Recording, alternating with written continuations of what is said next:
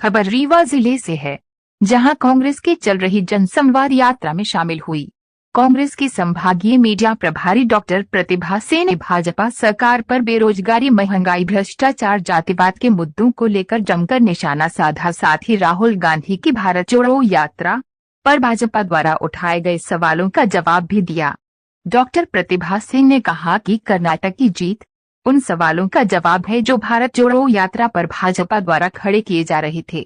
साथ ही प्रतिभा सिंह ने कांग्रेसी कार्यकर्ताओं और कर्नाटक की जनता को जीत की बधाई दी। तो आइए सुनाते हैं जनसंवाद यात्रा के दौरान संभागीय मीडिया प्रभारी डॉक्टर प्रतिभा सिंह ने क्या कुछ कहा। रीवा से संवाददाता अनूप द्विवेदी की रिपोर्ट। आप सभी को कांग्रेस जनता जनार्दन, साथ ही कांग्रेस के सभी कार्यकर्ता, नेतागण सभी को तहे दिल से शुभकामनाएं और बधाई देना चाहती हूँ।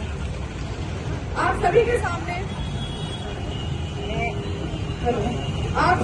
सामने कमलनाथ जी की हुई घोषणा की कुछ बातें, क्योंकि ये जन संवाद यात्रा है और जन संवाद की बात है, तो यहाँ पे सभी जनता जनार्दन का बहुत बहुत स्वागत है कि अगर वो अपने कुछ सुझाव या कोई बातें रखना चाहे तो वो इस मंच पे आकर अपनी बात कह सकते हैं और रख सकते हैं। और निरंतर ये जन संवाद यात्रा रीवा में 15 दिनों से चल रही है और निरंतर अभी ये चलती रहेगी।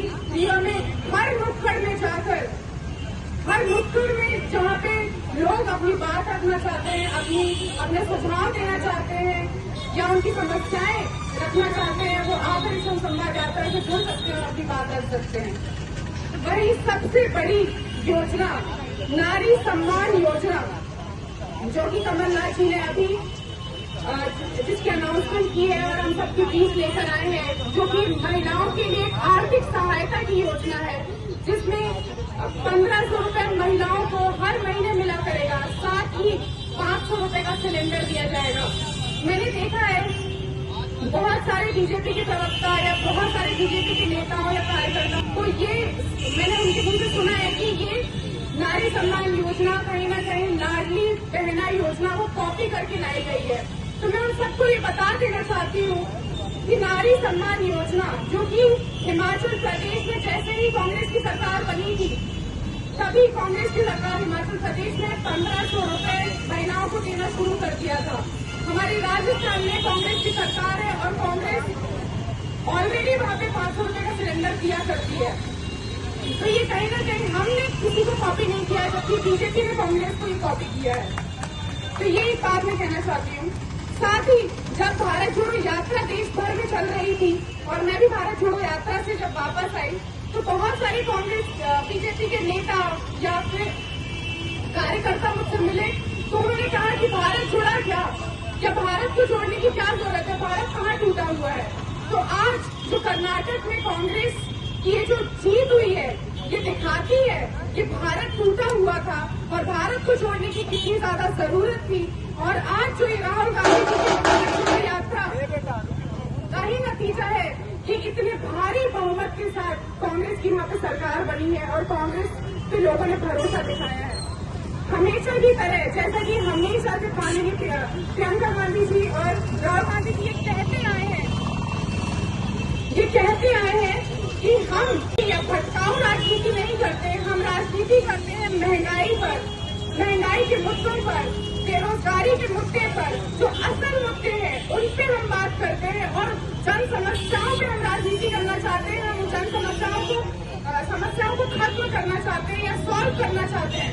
तो ये हमारा राजनीति का मेन मकसद है, ना कि हम धर्म के नाम पे लोगों को लड़ाना चाहते हैं, ना कि हम जाति के नाम पे लोगों को लड़ाना चाहते हैं। तो इसी तरीके से इन्हीं मुद्दों के साथ हमारी कर्नाटक में जीत हुई है और इन्हीं मुद्दों के साथ एक बार फिर कर्नाटक की लहर ये मध्य प्रदेश में भी आ रही है और मध्य प्रदेश में भी भारी बहुमत के साथ हमारी जीत होगी और कमलनाथ जी एक बार फिर से हमारे मुख्यमंत्री बनेंगे और उनकी सारी योजनाएं, जो घोषणाएं उन्होंने की हैं, वो जरूर पूरी होंगी। इन्हीं शब्दों के साथ आप सबका बहुत बहुत धन्यवाद। एक खुशी की बात यह है कि कर्नाटक में भारी बहुमत के साथ जो कांग्रेस की जीत हुई है, इससे ये साबित होता है कि जो लोग मुझसे भारत जोड़ो यात्रा के बाद पूछा करते थे कि भारत जोड़ने की क्या जरूरत है, भारत कहाँ टूटा हुआ है, और स्पेशली बीजेपी के कार्यकर्ता और बीजेपी की नेतागणों से जब मेरी बात हुई तो उन लोगों ने मुझसे कटाक्ष के रूप में ये बात कही थी। तो उनके लिए ये एक तमाचा है कि जहां वो डिस्ट्रैक्शन की राजनीति करते हैं, जहां वो हिंदू मुस्लिम को लड़ाते हैं, जहां वो जाति के नाम पे एक दूसरे को लड़ाते हैं और सही मुद्दों की बात नहीं करते हैं, तो जनता को ये बात आ गई है समझ में। क्योंकि जनता को चाहिए बेरोजगारी से मुक्ति, जनता को चाहिए महंगाई से मुक्ति, जनता को चाहिए, महिलाओं को चाहिए कि वो सुरक्षित फील करें अपनी जगह पे, अपने राज्य में। तो ये सारी चीजें कांग्रेस उन्हें प्रोवाइड कराएगी।